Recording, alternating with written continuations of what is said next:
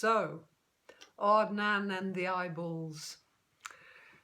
As the cauldron bubbles and we all get cooked, as we are sizzling in our pots, I would like to tell you this old tale. It comes at the time when Robin Hood's Bay and Whitby were part of the British naval activities. These were the days of the beginning of the end of our great forests, when they were starting to chop down hundreds of thousands of the great oak trees to build the armada that became the British Navy, that turned this country into a maritime empire. I always said the British Navy sailed away on the oak trees of England. And Whitby just happened to be a great shipbuilding port. And Robin Hood's Bay was also a much smaller little hamlet, with perhaps only a few boats in the beginning. But as time went on, many ships and vessels of all kinds would come up and down the coast and often drop anchor at Robin Hood's Bay.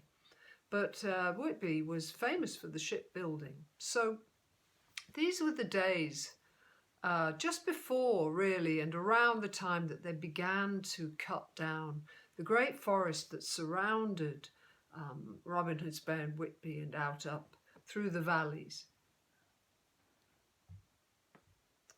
It is a dangerous coast, this coast, legendary for its storms. There is a storm force here that would blow ships onto what is known as the Whitby Rock. It is a reef, a treacherous reef that runs down the coast from Whitby and past Robin Hood's Bay. There are channels in through this reef of flatbed rock that goes way out to sea. It lies very close to the surface in many places, and it is only the local people who know the ways of the sea and who know the maps of the ocean floor, who know where those channels are. They know the dangers, the currents, the tides that can navigate through.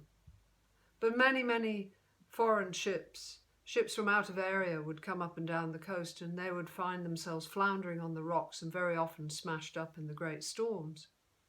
Or, most commonly, it was this legendary fog that drifts in like a thick blanket out of nowhere in a matter of minutes up and down this coast, and ships would find themselves lost because Whitby has a strange geographical anomaly. It faces the North Pole, and so it has an east cliff and a west cliff instead of a south bank and a north bank. So it was a whole tricky thing for ships getting to this part of the coast. So it's quite extraordinary, really, that Whitby was such a famous shipbuilding port, but it has such a reputation for exploration, voyages, bravery, men of the sea. Whitby and Robin Hood's Bay were cut off from the rest of the country for a very long time by the moors that lie behind, because that was such dangerous landscape. Really, for a long time, everything came and went by ship. So I'm just painting the picture and setting the scene for this story about Odd Nan and the eyeballs. Because, as I have already said, Odd Nan was one of the last of the old hedge witches. She lived deep in the forest, far hidden away from prying eyes, from those who would hunt her down and do her harm. And she was bent on revenge for harms done, and she had turned to the dark arts. She was misusing her magic, but she was very powerful, and she was the archetypal crone. She had thistle hair, beaky nose, warty chin, hawk eyes, bad breath, hairy legs, pointy hat.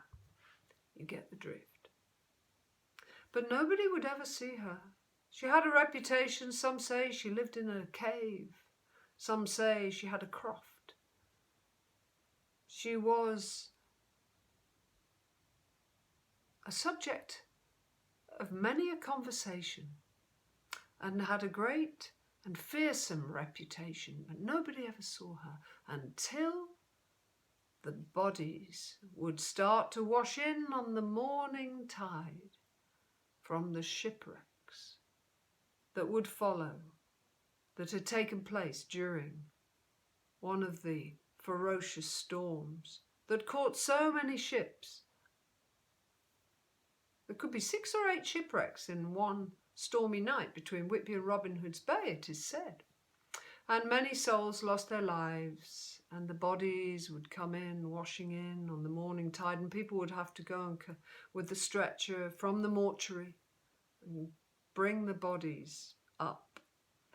But Odd Nan would appear at first light at the edge of the hedge, and she would peer out. And as the corn-yellow dawn rose out of the sea, as it will do in the midsummer, early, maybe 3 o'clock in the morning, the first light arrives, and the old hedge witch would quietly make her way down to the beach at Robin Hood's Bay.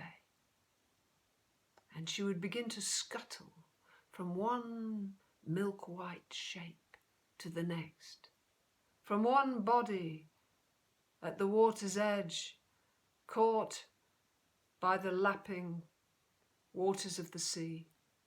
With a little bag she carried, she would go from one body to the next, and the people in the village would be slowly awakening, and they would hear a familiar, sickening, horrible, sucking sound, a sort of a popping, a crackling,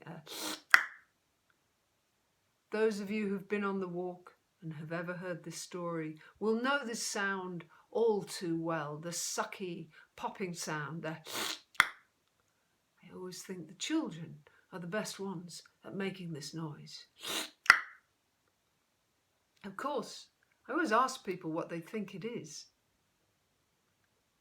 And she was going from one body to the next, harvesting the eyeballs, and as she would scuttle along like the crab, she would eventually fill the sack she carried, and bulging it was with eyeballs and sticky fluid.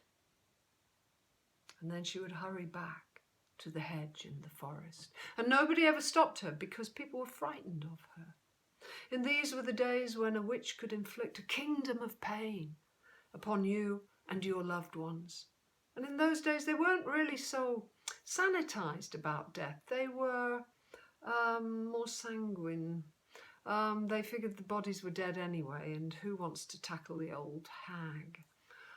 Let her get on with it. Eventually, the sea would have its way with the bodies anyway. Quite often, bodies would wash up on the water's edge with the flesh torn from the bones because the bodies had been in the water for so long. It was a gruesome thing.